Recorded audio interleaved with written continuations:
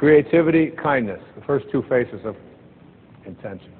The third face of intention is called simply love. My friend Leo Buscaglia, you remember Leo?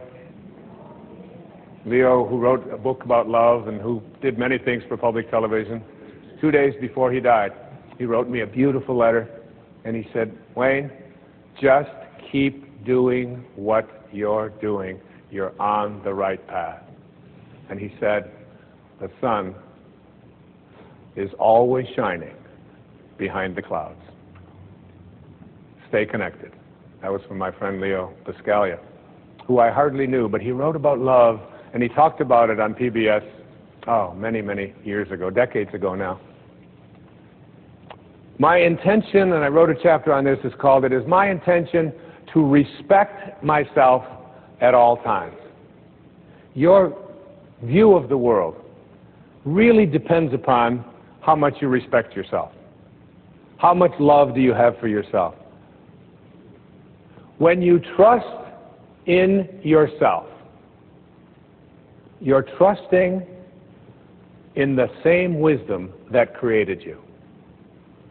When you fail to trust in yourself, when you fail to love yourself, you are denying your own divinity and therefore attracting the exact opposite of what this source is.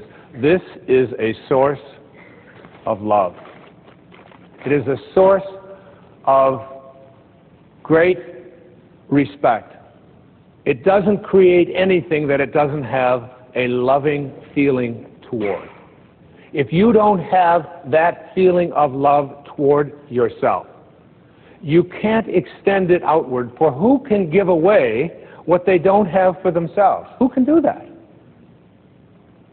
I've often used the metaphor of an orange.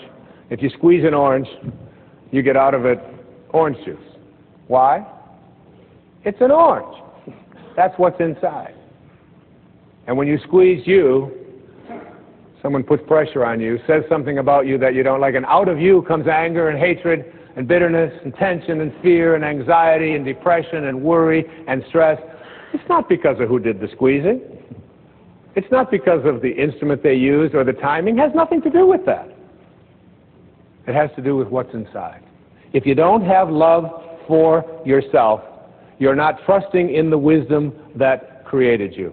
And the idea of being able to respect yourself at all times, how do you go about doing this?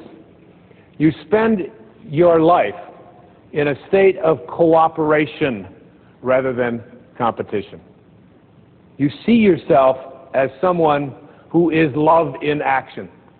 It's one of the things that I have written on my return address when I write someone back. It says that it'll have my name and then the address, and it's above my name it says love in action. That's what you have to be, love in action. You suggest to yourself and you say these words to yourself: I am whole, I am perfect as I was created. I am whole and I am perfect as I was created. And I came from a source that not only determined the shape of my eye and the shape of my body and the color of my skin and my height, but I came from a source that had a great idea about who I should be as well. And you sense that. And that cannot be fulfilled, it cannot be actualized, it cannot be created if you are not in a state of love. Now, when are you not in a state of love? Whenever you judge another human being, you do not define them with your judgment. You define yourself as someone who needs to judge. If I call you stupid, that does not make you stupid. That makes me a person who has to put labels on other people. And as Søren Kierkegaard, the great Danish theologian, once said, once you label me, you negate me. Match game. Match game. Are my thoughts in harmony with that source from which I emanated? Because, folks, when they are, the right people will show up. And the right events will transpire. And everything that you need in what Carl Jung called synchronicity, that there is almost like what happens when you are in a state of love and not having resistance to that, there is like a collaboration with fate. So judging anybody else just says, I need to judge. It doesn't make them what they are. And all I can say to you, each and every one of you, about love and loving yourself is this, that true nobility is not about being better than anyone else. It's about being better than you used to be. It's about being better than you used to be. All I can say to you up here as I speak to you now at this age, that I'm not better than one person out there watching or one person here in this beautiful theater.